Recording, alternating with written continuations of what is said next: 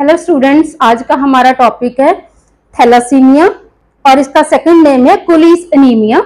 कुलीस में एनीमिया इसको क्यों बोला जाता है? Because it is firstly discovered by doctor Thomas Cooley's in 1925।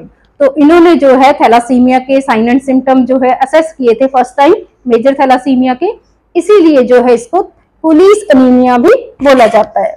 तो इसकी डेफिनेशन क्या है? It is a blood disorder. तो ये एक तरीके का अनीमिया ही है, अनीमिया की टाइप है, ब्लड डिसऑर्डर है ये, जो कि पास होता है through families. Means it is a inherited problem जो कि पेरेंट्स से बच्चों में आती है। It pass from parents to the offsprings, in which, इसमें एक्चुअल प्रॉब्लम क्या आती है? In which the body makes an abnormal form और इनएडिक्वेट फॉर्म ऑफ हीमोग्लोबिन। इसमें पेशेंट को क्या प्रॉब्लम होती है? उसकी बॉडी जो है या तो अबनॉर्मल फॉर्म बनाती है या इनएडिक्वेट फॉर्म बनाती है हीमोग्लोबिन की, है ना। तो प्रॉब्लम कहाँ है? हीमोग्लोबिन की फॉर्मेशन में प्रॉब्लम है। और अगर हीमोग्लोबिन की फॉर्मेशन में प्रॉब्लम है, मतलब हीमोग्लोबिन प्रॉपर अमाउंट में प्रेजेंट नहीं है किसी पर्सन की बॉडी में, तो मतलब आरबीसीज की फॉर्मेशन के लिए भी हीमोग्लोबिन चाहिए।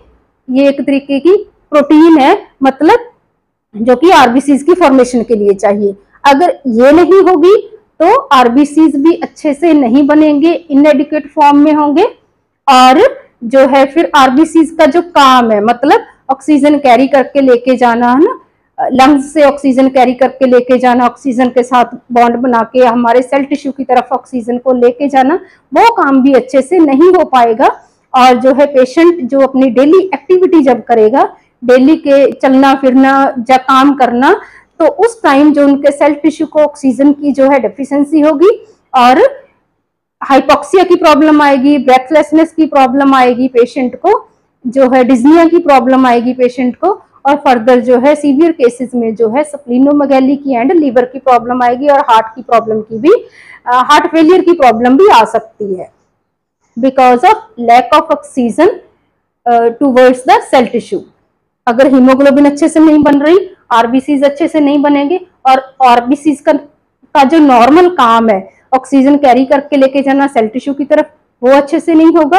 और फिर सेल टिश्यू का जो नॉर्मल काम है, कोई भी एनर्जी प्रोडक्शन का काम अच्छे से नहीं होगा, और फर्दर और प्रॉब्लम्स आएगी ना। साइन एंड सिम्टम जो है साइन एंड सिम्टम जो है अनीमिया के पेशेंट वाले सारे होंगे, और साथ में अदर जो है डेंजरस साइन एंड सिम्टम भी यहाँ पे प्रेजेंट होंगे थैलासीमिया में। देन साथ में आपने याद रखना है कि यहाँ पे दो प्रॉब्लम्स और भी साथ में आएंगी। एक तो अबनॉर्मल हीमोग्लोबिन बन रही है यहाँ पे, या इनएडिक्वेट हीमोग्लोबिन बन रही है। साथ में जो है क्या हो रही है? इनएडिक्वेट एरिथ्रोपोइसिस हो रहा है, मतलब आरबीसीज की फॉर्मेशन अच्छे से नहीं हो रही, जैसे हमने पहले डिस्कस किया, है ना। और साथ में हीमोलाइसिस हो रहा है, जो आरबीसीज बन गए वो टाइम से पहले ब्रेक डाउन हो रहे हैं स्प्लीन में, तो स्प्लीन में वो जमा हो जाएंगे, बॉडी के अदर ऑर्गन्स में जमा हो जाएंगे, तो स्प्लीन का साइज इनलार्ज हो जाएगा और पेशेंट में हमें स्प्लीनोमेगाली की प्रॉब्लम देखने को मिल जाएगी। तो यहाँ पे आपने साथ में और ऐड कर लेना है कि इस प्रॉब्लम में और भी क्या होता है? इनएडिक्वेट एरिथ्रोपोइसिस होता है, आरबीसीज अच्छे से नहीं बनते, और हीमोलाइसिस होता है, जो आरबीसीज बने हुए हैं थोड़े बहुत नॉर्मल, उनकी डिस्ट्रक्शन टाइम से पहले हो जाती है ना। जो 120 डेज जो नॉर्मल लाइफ स्पैन है हमारे आरबीसीज का, वो जरूरत से पहले टूट जाते हैं ना। और जब आरबीसीज टूटते हैं तो क्या मतलब डिफरेंट केमिकल फॉर्म में वहां पे हीम ग्रुप रिलीज होगा, वहां पे आयरन अबनॉर्मल बढ़ जाएगा हमारे ब्लड में, वो आयरन जो है डिफरेंट ऑर्गन में जमा हो जाएगा और फर्दर और प्रॉब्लम आएगी जो हम सिम्टम में पढ़ेंगे ना। तो यहाँ पे दो प्रॉब्लम और ऐड कर लेना। तो नेक्स्ट है हमारा कि हीमोग्लोबिन क्या है, क्या इसकी केमिकल फॉर्म है, और कौन सी टाइप जो है फर्दर होती है according to the missing of these polypeptide chains, है ना। तो हीमोग्लोबिन जिसकी अबनॉर्मल प्रोडक्शन हो रही है या इनएडिक्वेट प्रोडक्शन हो रही है थैलासीमिया में, एक्चुअली हीमोग्लोबिन कैसी है और ये किस चीज की बनी हुई है? तो ये है chemical structure of the haemoglobin. Haemoglobin जो है 2 अल्फा पॉलीपेप्टाइड चेन से बनती है और 2 बीटा पॉलीपेप्टाइड चेन से बनती है, बीच में इसमें आयरन एंड हीम ग्रुप होता है। ये है chemical structure of the haemoglobin. तो यहाँ पे इसके अकॉर्डिंग, इसकी स्ट्रक्चर के अकॉर्डिंग हम देखेंगे कि थैलासीमिया की फर्दर टाइप्स कौन सी हैं और कैसे ये प्रॉब्लम होती है ना। थैलासीमिया की जो है टाइप्स हैं, दो टाइप्स हैं mainly, alpha thalassaemia and beta thalassaemia. Alpha thalassaemia and beta thalassaemia, ये इसकी दो टाइप्स हैं। तो अल्फा थैलासीमिया जो है ये प्रॉब्लम क्यों होती है? It is because of absence of alpha polypeptide chains. अगर ये चेन्स मिसिंग होगी तो कौन सी टाइप होगी? अल्फा थैलासीमिया टाइप होगी। और इस चेन की प्रोडक्शन कौन से जीन कंट्रोल करते हैं? Chromosome number 16 and further 4 genes जो हैं अल्फा चेन की प्रोडक्शन को कंट्रोल करते हैं। तो क्रोमोसोम नंबर 16 में कोई जेनेटिक म्यूटेशन हो गई, जहां उसके फर्दर जीन्स अच्छे से काम नहीं कर रहे, जेनेटिक जो है म्यूटेशन हो रही है, तो क्या है? अल्फा चेन की फॉर्मेशन नहीं होगी और कौन सा थैलासीमिया होगा? अल्फा थैलासीमिया होगा, है ना। And alpha thalassemia again it is divided into two categories, minor alpha thalassemia and major alpha thalassemia। तो माइनर प्रॉब्लम चाहे अल्फा है चाहे बीटा थैलासीमिया है, इसमें जो है पेशेंट ज्यादा सिम्टम शो नहीं करता, मतलब उसका जो हीमोग्लोबिन है, वैसे तो नॉर्मल से उसका हीमोग्लोबिन कम होगा ब्लड में, लेकिन सिम्टम प्रेजेंट नहीं होंगे, मतलब ज्यादा उसका हीमोग्लोबिन नॉर्मल से डाउन नहीं जाएगा, इसलिए सिम्टम नहीं आएंगे और पेशेंट जो है नॉर्मल एनीमिया के सिम्टम होंगे और पेशेंट जो है नॉर्मली अपना रूटीन वर्क कर सकता है। यहाँ पे ज्यादा सिम्टम शो नहीं करता है ना, डिज्निया के, ब्रेथलेसनेस के, स्प्लीनोमेगैली के, हेपेटोमेगैली के, तो ऐसे सिम्टम जो है इसमें प्रेजेंट नहीं होंगे। तो we can say patient is asymptomatic. Then दूसरी टाइप है इसकी अल्फा थैलासीमिया मेजर टाइप ना। मेजर में जो है सारे साइन एंड सिम्टम प्रेजेंट होंगे, पेशेंट का जो है HB लेवल जो है बहुत डाउन चला जाएगा, है ना, तो इसमें ज्यादा साइन एंड सिम्टम प्रेजेंट होंगे। तो it is clear alpha thalassaemia में अल्फा चेन की प्रॉब्लम है और alpha chain is controlled by the chromosome number 16 and it is further controlled by the 4 genes. Then second type is beta thalassaemia. Beta thalassaemia मतलब क्यों होता है? Because of problem in beta polypeptide chain. ये जो है to beta chain से बनती है हमारी हीमोग्लोबिन और 2 अल्फा चेन से। तो अगर बीटा चेन की फॉर्मेशन में कोई प्रॉब्लम है तो कौन सी टाइप होगी? बीटा थैलासीमिया होगी, है ना। एंड इन चेन की फॉर्मेशन जो है किसके कंट्रोल के अंदर है? क्रोमोसोम नंबर 11 के and further it is controlled by the 2 genes. तो बीटा थैलासीमिया जो है again it may be minor thalassemia and again it may be major beta thalassemia. Minor में साइन एंड सिम्टम प्रेजेंट नहीं होंगे और major में बहुत से साइन एंड सिम्टम, बहुत सी प्रॉब्लम जो है पेशेंट फेस करेगा। उसको जो है मेजर टाइप चाहे अल्फा की है चाहे बीटा की है, और मेजर टाइप में जो है रेगुलर पेशेंट को जो है ब्लड ट्रांसफ्यूजन करवाना पड़ेगा अगर उसने कुछ टाइम सर्वाइव करना है तो। लेकिन ब्लड ट्रांसफ्यूजन के भी, रेगुलर ब्लड ट्रांसफ्यूजन के भी फर्दर बहुत से जो है साइड इफेक्ट बोल लो, प्रॉब्लम्स बोल लो, बहुत सी प्रॉब्लम्स फर्दर फिर भी पेशेंट को आएगी, जो हम आगे डिस्कस करेंगे। तो इज इट क्लियर थैलासीमिया की definition and types of thalassemia and structure of haemoglobin.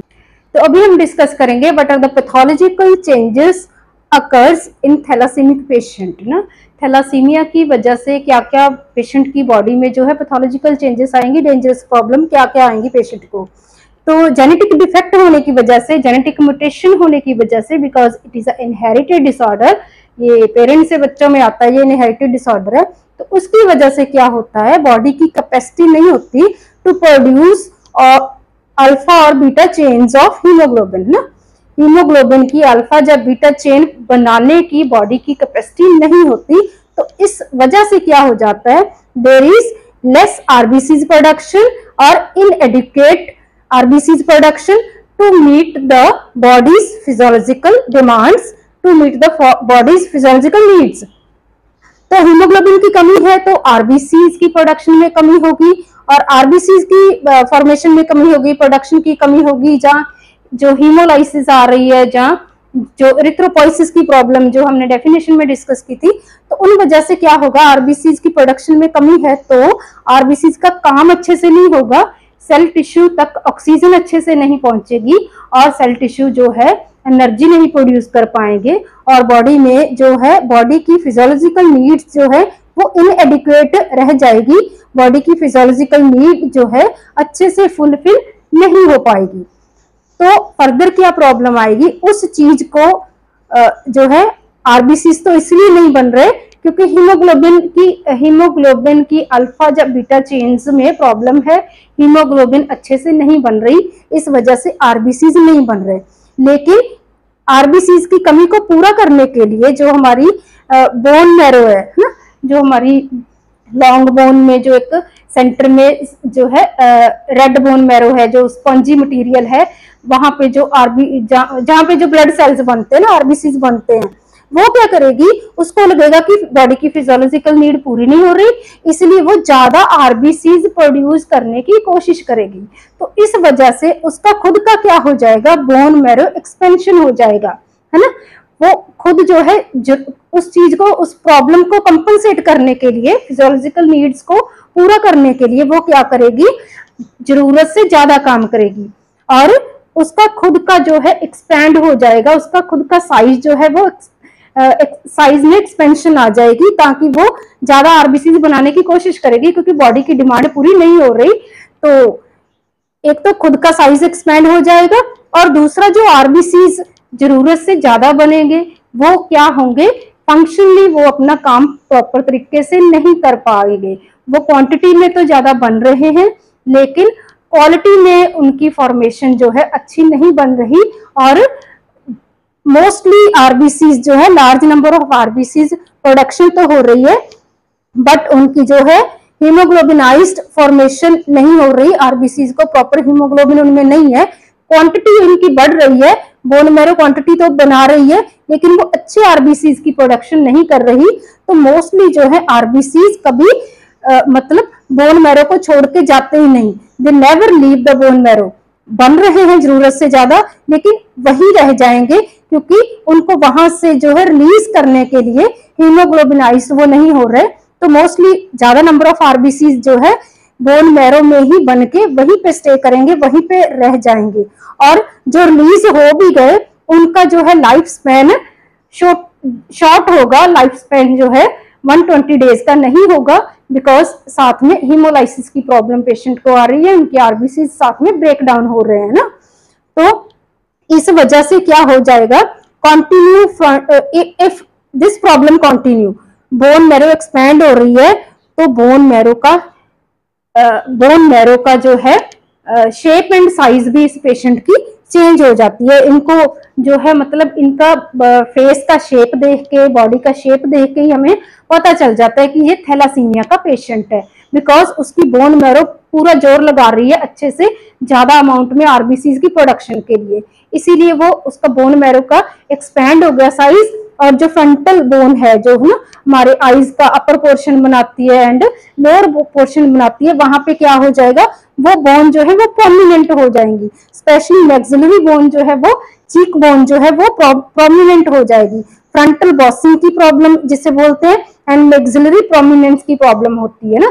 तो यहाँ पे अगर आप इमेज निकाल के देखोगे कि थैलासीमिया पेशेंट की लुक कैसी होती है तो आपको पता चल जाएगा कि फ्रंटल बॉसिंग, उसका फेस का जो है स्ट्रक्चर चेंज हो जाएगा एंड मैक्सिलरी प्रोमिनेंस जो है इन बोन्स में चेंजेस आएंगी ना। देन एक तो ये प्रॉब्लम आएगी एंड फर्दर और क्या प्रॉब्लम आ सकती है आरबीसी की कमी करके, टिश्यू एनोक्सिया हो जाएगा, सेल टिश्यू के पास ऑक्सीजन नहीं पहुंचेगी, रेस्पिरेटरी प्रॉब्लम आएगी, रिकरेंट इन्फेक्शन की प्रॉब्लम आएगी। और अगर उसमें पेशेंट में मेजर थैलासीमिया वाला जो है पेशेंट है, जो है हीमोग्लोबिन का लेवल 6 ग्राम पर डेसीलीटर से भी कम हो गया तो उसको कार्डिक अरेस्ट के भी चांसेस है, कार्डिक फेलियर के भी चांसेस है बिकॉज ऑफ जो है very less amount of haemoglobin present in the blood. तो ये होगी पैथोलॉजिकल जो प्रॉब्लम पेशेंट जो है थैलासीमिया वाला, मेजर थैलासीमिया वाला पेशेंट जो है फिजियोलॉजिकल चेंजेस जो है फेस करेगा। तो नेक्स्ट हम करेंगे क्लिनिकल मैनिफेस्टेशंस। नेक्स्ट है हमारा clinical features of major thalassaemia. As we have already explained, already discussed that minor thalassaemia में क्लिनिकल फीचर्स प्रेजेंट नहीं होते, पेशेंट को इतनी प्रॉब्लम नहीं आती जो सिम्टम के रूप में शो हो। मेजर थैलासीमिया में ही साइन एंड सिम्टम शो होते हैं, पेशेंट जो है सिम्टोमेटिक होता है। तो मेजर में क्या क्या फीचर्स होंगे, क्लिनिकल मैनिफेस्टेशंस क्या क्या होंगी, पेशेंट जो है वीकनेस फील करेगा, और ये इनहेरिटेड प्रॉब्लम है, इसीलिए ये प्रॉब्लम जो है छोटे बच्चे में ही डायग्नोज हो जाएगी। 3 मंथ के बाद डायग्नोज प्रॉब्लम आनी शुरू हो जाएगी पेशेंट को, इन्फेंट वाली एज में डायग्नोज अर्ली हो जाएगी, और जितना अर्ली डायग्नोज हो जाएगा उतना ही जल्दी जो है ट्रीटमेंट पॉसिबल है अच्छे वाला।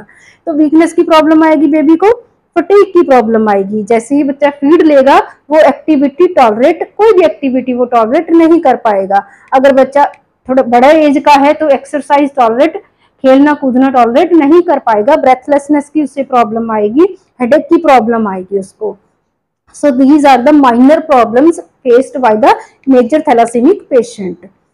और क्या प्रॉब्लम्स आएंगी, जब एक्स्ट्रा आयरन उसकी बॉडी में उसके डिफरेंट ऑर्गन्स में जमा हो जाएगी, बिकॉज यहाँ पे मेन जो प्रॉब्लम है एक्स्ट्रा आयरन अकामुलेशन की है, बिकॉज हीमोलाइसिस हो रहा है और बाहर से जो है उसे ब्लड ट्रांसफ्यूजन दिया जा रहा है, क्योंकि उसकी बॉडी में हीमोग्लोबिन की कमी है, इसीलिए उसे ब्लड ट्रांसफ्यूजन देते हैं। और दोनों की वजह से जो है एक्स्ट्रा आयरन बॉडी में आ रही है, ब्लड ट्रांसफ्यूजन की वजह से भी और हीमोलाइसिस की मतलब आरबीसीज की डिस्ट्रक्शन की वजह से भी उसकी बॉडी में आयरन की अमाउंट जो है बढ़ रही है। वो एक्स्ट्रा आयरन जो है स्किन के अंदर डिपॉजिट हो जाएगी, हार्ट में चेंजेस करेगी, स्प्लीन में चेंजेस, लिवर में, पेंक्रियाज में, स्केलेटल में, एंडोक्राइन सिस्टम में, सारे सिस्टम में वो प्रॉब्लम क्रिएट करेगी, सभी जगह पे आयरन एक्स्ट्रा जमा हो जाएगी। तो स्किन के अंदर जो है जब एक्स्ट्रा आयरन जमा हो जाएगी तो स्किन का कलर जो है चेंज हो जाएगा, है ना, ब्रॉन्ज डिस्कलरेशन हो जाएगा स्किन का कलर। लिवर की प्रॉब्लम की वजह से जब भी आरबीसीज ब्रेक डाउन होती तो बिलीरुबिन भी जो है, एक्स्ट्रा बिलीरुबिन भी ब्लड में सर्कुलेट करता है, तो स्किन जो है ब्रॉन्ज डिस्कलरेशन की भी हो सकती है, और जॉन्डिस की वजह से येलोइश डिस्कलरेशन भी स्किन का हो सकता है थैलासेमिक पेशेंट का। देन हार्ट में एक्स्ट्रा आयरन की वजह से एक्स्ट्रा आयरन जो है फेब्रोटिक चेंजेस करेगी, हार्ट के जो वॉल्व्स हैं उनकी फ्लेक्सिबिलिटी को कम कर देगी, उनकी मूवमेंट को कम कर देगी, वो अच्छे से ओपन एंड क्लोज नहीं हो पाएंगे फेब्रोटिक चेंजेस की वजह से। देन हार्ट फेलियर के चांसेस बढ़ जाएंगे वहां पे। देन स्प्लीन में क्या क्या चेंजेस आएगी, जो आरबीसीज की डिस्ट्रक्शन हो रही है, जो हीमोलाइसिस हो रही है, वो कहाँ पे हो रही है, स्प्लीन में हो रही है। तो स्प्लीन का उस पर बर्डन ज्यादा बढ़ रहा है, उसका काम, उसको जरूरत से ज्यादा काम करना पड़ रहा है, इसलिए वो ऑर्गन जो है उसका साइज इनलार्ज हो जाएगा।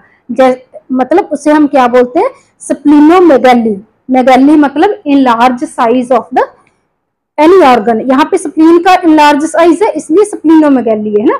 अगर हार्ट का साइज है जैसे इंक्रीज होता है तो हम कार्डियोमेगैली बोलते हैं, तो यहाँ पे पेशेंट को स्प्लीन में स्प्लीनोमेगैली हो जाएगी बिकॉज हीमोलाइसिस स्प्लीन में हो रहा है। देन लिवर में फिब्रोटिक चेंजेस की वजह से, फाइब्रोसिस जमा होने की वजह से सिरोसिस ऑफ लिवर, लिवर भी अपना काम अच्छे से नहीं कर पाएगा, सिरोसिस ऑफ लिवर, साथ में एसाइटिस वगैरह ऐसी प्रॉब्लम हो सकती है फर्दर। देन पेंक्रियाज में एक्स्ट्रा आयरन जमा होगी, तो पेंक्रियाज जो नॉर्मली इंसुलिन बनाता है और हमें डायबिटीज होने से बचाता है, तो पेंक्रियाज में अगर एक्स्ट्रा आयरन जमा हो गई, इसके सेल टिश्यू अच्छे से इंसुलिन नहीं बना पाएगा और पेशेंट को कौन सी डायबिटीज हो जाएगी, insulin dependent diabetes mellitus, patient को ये वाली डायबिटीज हो जाएगी। देन स्केलेटल सिस्टम में जैसे हमने पहले डिस्कस किया, फ्रंटल बॉसिंग की प्रॉब्लम आएगी, जो फ्रंटल बोन है वो उसकी बॉसिंग वो प्रोमिनेंट हो जाएंगी, बाहर की तरफ उभरी हुई दिखाई देगी।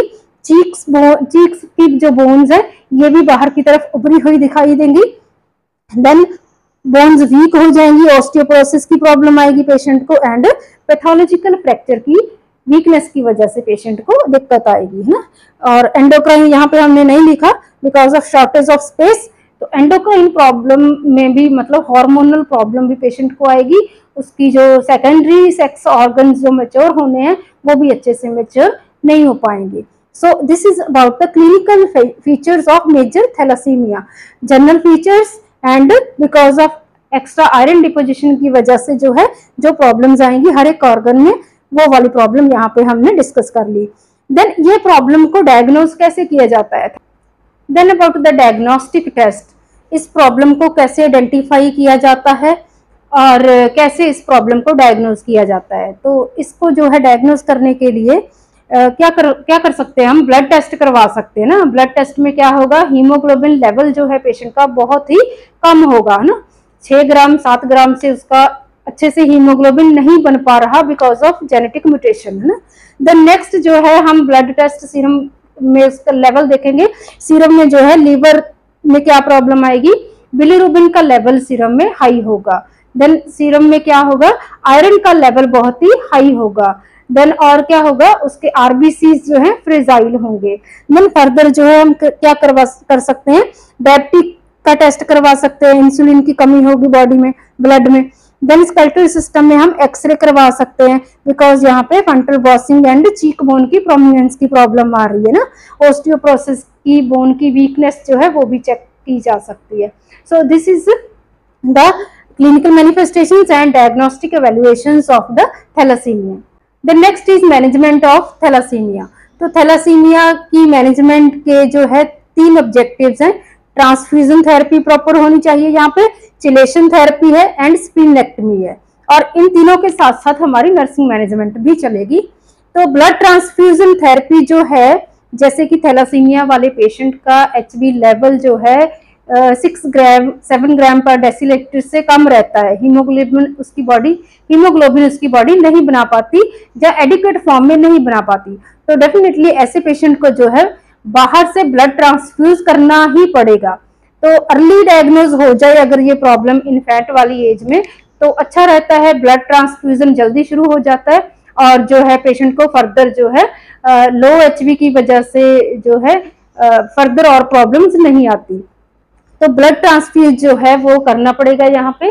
जैसे ही पेशेंट का HB जो है 7 ग्राम पर डेसीलीटर से कम जाता है उसका हीमोग्लोबिन लेवल, तो ब्लड ट्रांसफ्यूजन थेरेपी शुरू कर दी जाती है। और ब्लड ट्रांसफ्यूजन जो है एवरी 2 to 3rd वीक जो है पेशेंट को हॉस्पिटल आके अपने ब्लड ग्रुप के अकॉर्डिंग और क्रॉस मैचिंग के बाद जो है ब्लड ट्रांसफ्यूज करना चाहिए। और नर्सिंग रिस्पॉन्सिबिलिटीज यहाँ पे आ जाएगी कि जो है प्रॉपर क्रॉस मैचिंग होनी चाहिए, ब्लड जो है डोनेट जो कर रहा है पेशेंट उसके मतलब ब्लड में कोई प्रॉब्लम नहीं होनी चाहिए, कोई HB मलेरिया ऐसी कोई प्रॉब्लम नहीं होनी चाहिए। ब्लड ग्रुप अच्छे से मैच करना है यहाँ पे, और ब्लड का जो है ट्रांसफ्यूज जो ब्लड कर रहे हैं उसको हमने प्री वार्म करना है, बॉडी टेम्परेचर पे लगाना है, ज्यादा कूल जैसे हम ब्लड लैब से लेके आते हैं वो ट्रांसफ्यूज नहीं करना। और साथ में जो है एलर्जिक रिएक्शन है, जैसे जहाँ चिल्स मलेज फीवर ऐसा कुछ हो जाए तो उसकी इमरजेंसी मैनेजमेंट रेडी रखनी है हमने। तो ये सारे जो पॉइंट है एज अ नर्स जो है, एज अ डॉक्टर जो है हमने ब्लड ट्रांसफ्यूजन के दौरान हमने अपने माइंड में रखने हैं।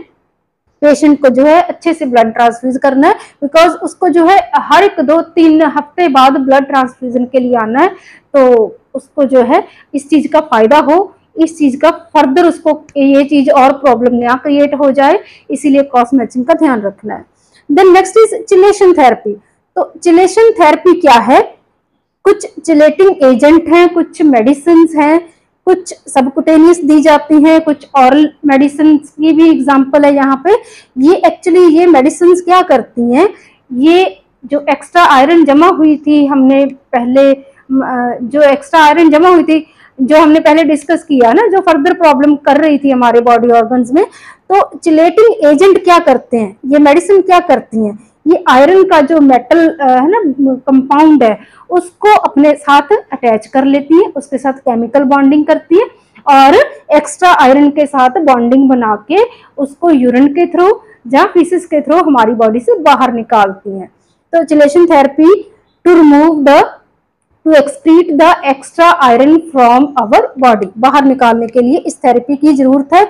इसमें मेडिसिन के नाम है, ऑरल मेडिसिन के भी और नाम आप ऐड कर सकते हो, और सबकुटेनियस भी यहाँ पे डेस्फेरोक्सामाइन सबकुटेनियस जो हम देते हैं 40 से लेकर के 60 mg पर kg पर डे। और ये मेडिसिन कब देनी है सबकुटेनियसली, जब कोई भी चिलेशन थेरेपी कब देनी है, जब पेशेंट 10 से लेकर के 15 बार जिसका ब्लड ट्रांसफ्यूजन जिसको हो चुका है, क्योंकि उसकी बॉडी में ही आयरन का लोड होगा ज्यादा ना। आयरन का लोड क्यों हो रहा है पेशेंट की बॉडी में, एक तो हम बाहर से ब्लड ट्रांसफ्यूज कर रहे हैं उसमें भी आयरन की मात्रा है, और एक ब्लड का उसका खुद के ब्लड का हीमोलाइसिस हो रहा है, तो आयरन जो है, जैसे आरबीसी ब्रेकडाउन होती है, आयरन जो है रिलीज हो रहा है। तो दो कंडीशंस हैं जो बॉडी में आयरन की अकोमोडेशन बढ़ा रही है, एक तो ट्रांसफ्यूजन थेरेपी, एक उसका खुद का हीमोलाइसिस। तो एक्स्ट्रा आयरन को हम रिमूव करने के लिए चिलेशन थेरेपी देते हैं, डिफरेंट डिफरेंट मेडिसिन देते हैं आफ्टर 10 to 15 ब्लड ट्रांसफ्यूजन, तब देनी है ये, है ना।